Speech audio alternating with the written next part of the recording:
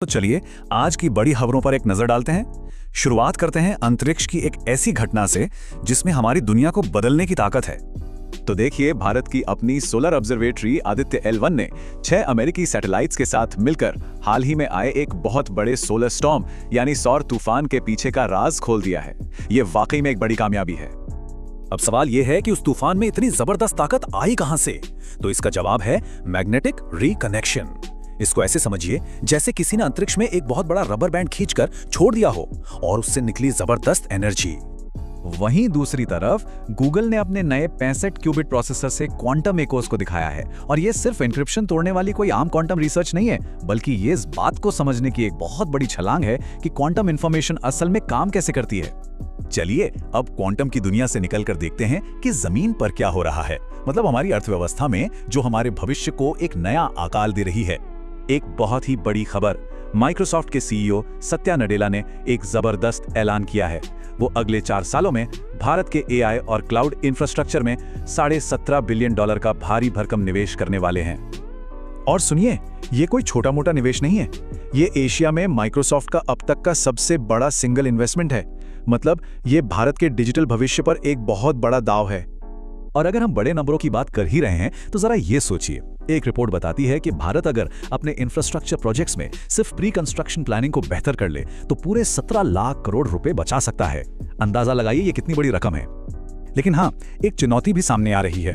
अमेरिकी राष्ट्रपति ने भारतीय चावल पर टैरिफ यानी टैक्स लगाने के संकेत दिए हैं और अमेरिका में जितना भी चावल इंपोर्ट होता है उसका 1/4 से ज्यादा हिस्सा भारत से ही जाता है।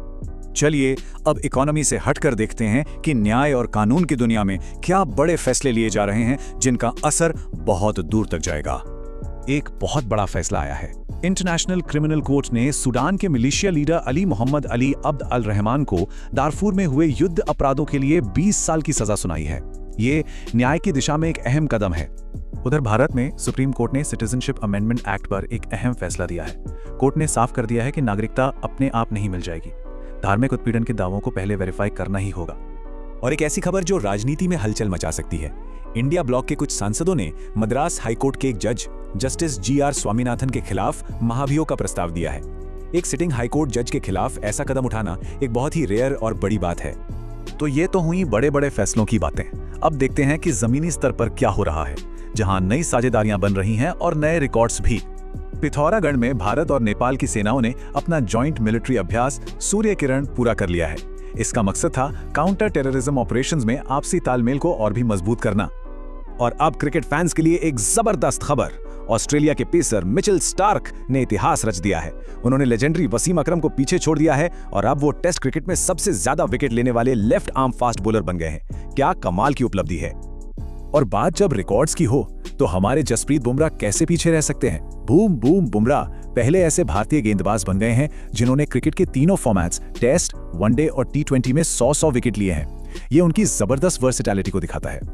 और आखिर में आइए 2 ऐसे आंकड़ों पर नजर डालते हैं जो हमें दिखाते हैं कि आने वाले वक्त में भारत में क्या कुछ बदलने वाला है। पहला नंबर है 8,031 करोड़ रुपए।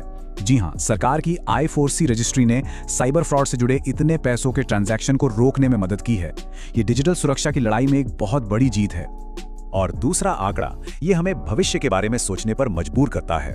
एक अनुमान के मुताबिक साल 2036 तक भारत में बुजुर्ग नागरिकों की संख्या लगभग 22.74 करोड़ हो जाएगी। ये एक बहुत बड़ा डेमोग्राफिक बदलाव है जिसके लिए देश को तैयार रहना होगा।